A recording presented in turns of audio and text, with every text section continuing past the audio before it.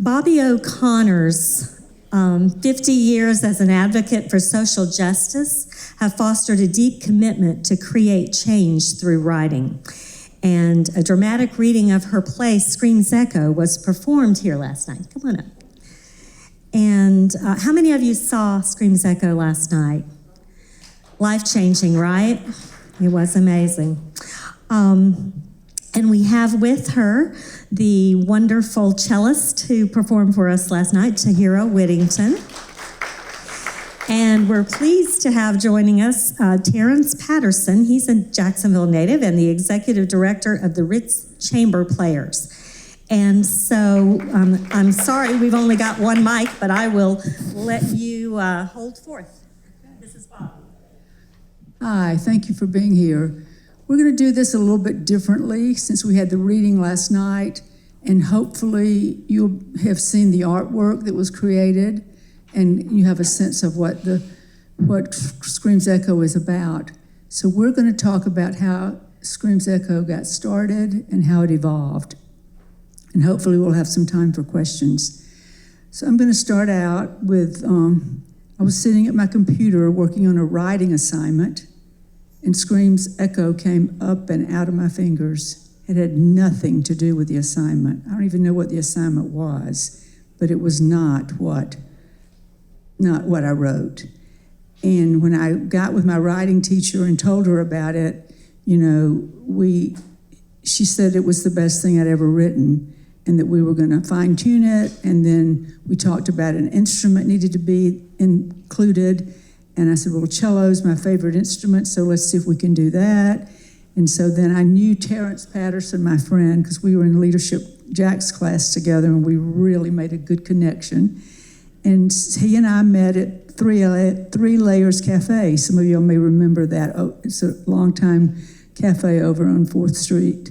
And we sat and had coffee together. And I was hoping that he would be able to hook me up with a cellist, because he's executive director, as Darlin said, of the Ritz Chamber Players. And I was thinking maybe we could do, a Douglas Anderson student or something like that. And he said, oh no, child, we're gonna get Tahira Whittington. This is right up her alley. And he trusted me, and that's what we did. And I wanna turn the mic over to Terrence now, and you weave in your piece of that story, and then pass it to Tahira after you called her. Okay. Well, of course, Bobbie and I fell in love right away. But when she mentioned wanting to do her favorite instrument in cello, being a part of it, I immediately thought about Tahira, who is a very, of course, as you heard last night, accomplished cellist, but more than just a classical musician. She's always inspired me because she's always so forward-thinking in her projects. She was the one person that loves new music, contemporary music. She was currently on Broadway doing a work. I'll let you tell you about it. But it was innovative the way they produced that Romeo and Juliet. It was forward-thinking. And she was playing with an ensemble here that's based in Florida called the Core Ensemble, which had actress and all this, just different than what we had studied as a regular, I was just a plain classical musician, Bach, Beethoven, and Coleridge Taylor Perkinson. And, that was how I explored my thinking. But when Bobbie mentioned it, I was like, oh, she's the perfect person to get with. Whatever the project is, however it goes, she'll love it. She'll the way other cellists describe Tahira is this way, and now I'll pass it to Tahira. You'll understand it. We were thinking about doing this, I forgot what the name of the piece, but I had called Troy at the time about playing this piece. I think it was a work by, I'm drawing a blank on the composer's name, but anyway, it was a really tough piece. And he was like, oh my God, oh hell no. Call Tahira. She loved that kind of pain. So this is right up her alley. So that described Tahira. And they paired together, and the whole genius of this piece came together, which was so phenomenal. And my only thing involving myself in this this genius of a work was a phone call to Tahira, and that's it. Hello, everyone.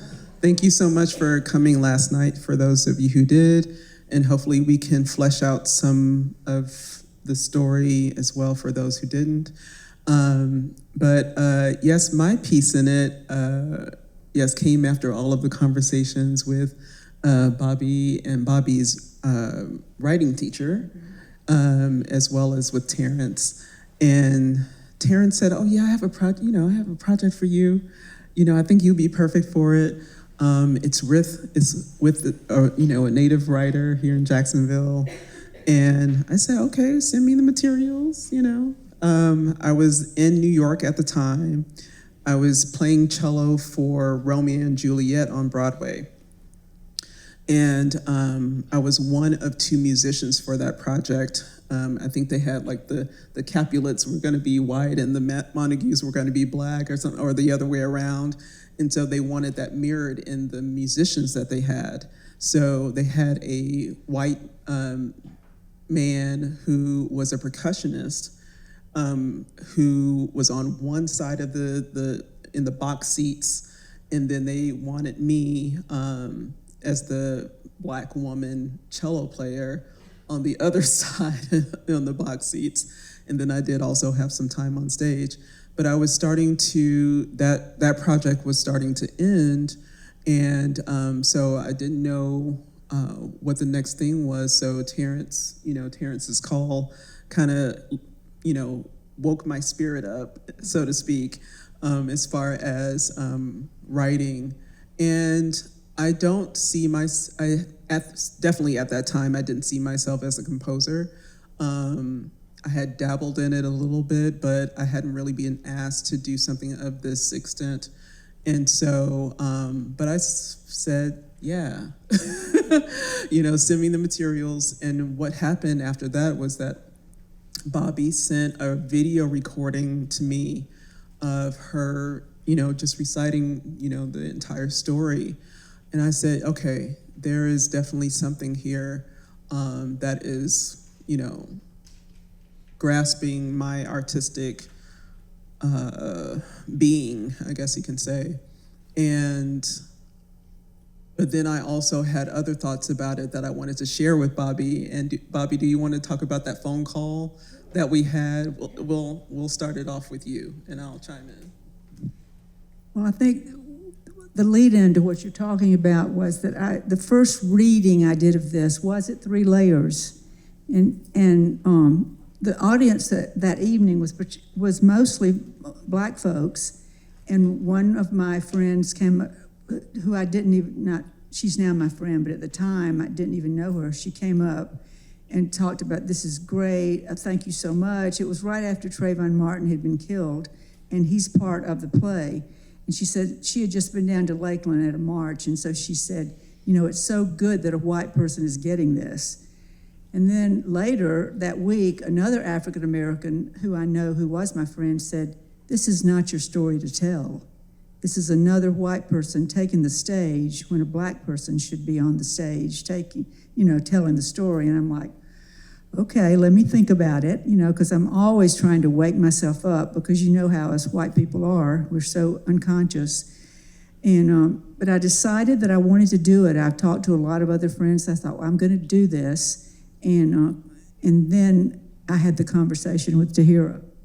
Oh, now I'm going to say, okay. I thought you were going to lead. Okay, all right. So when we got on the phone, I didn't know you, like from anyone. And I had only heard your words, and I had only seen your visage on the video. But I felt like I could be honest with you immediately, and since you were a friend of Terrence, I was going to treat you honestly and say what I had to say. I said, this is a story that needs to be told, and it needs to hear it, but no one's going to hear your words with them coming out of your mouth like this. Because I think at that time with the video, I think you were also trying to encapsulate the characters as well as their voices. And I think I just said, "Oh, no, ma'am." The way that I will be a part of this is, and I had done work previously with a chamber music theater group, so I was very familiar with instrumentalists working on stage in a small chamber sort of situation, and doing well. So I knew this could work, but we needed a third. You know, I was just like, you're gonna come in front of audiences and they're not gonna hear your words, and I want them to hear your words. And the way that that's gonna happen is to have a Black woman say these Black women's words. And there was some resistance because it was her baby. And I understand that, you know, you get very, protective, and exactly, thank you, darling. You get very protective of the creations that come out of you. But when they're out of you, you need to let them live in a way that's going to be received.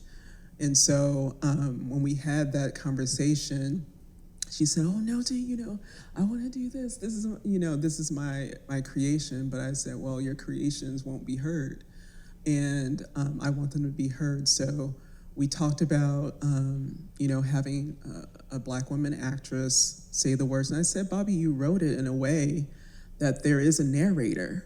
You know, you wrote it like this. And so let's do it like that. You are the narrator.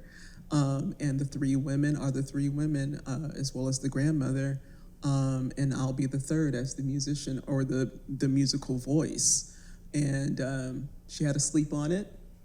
And what came of that? Okay. Okay. Okay. All right. I think I really got myself in that part of my resistance was about the misogyny in the world and my wanting to stand up as a woman and have my own voice.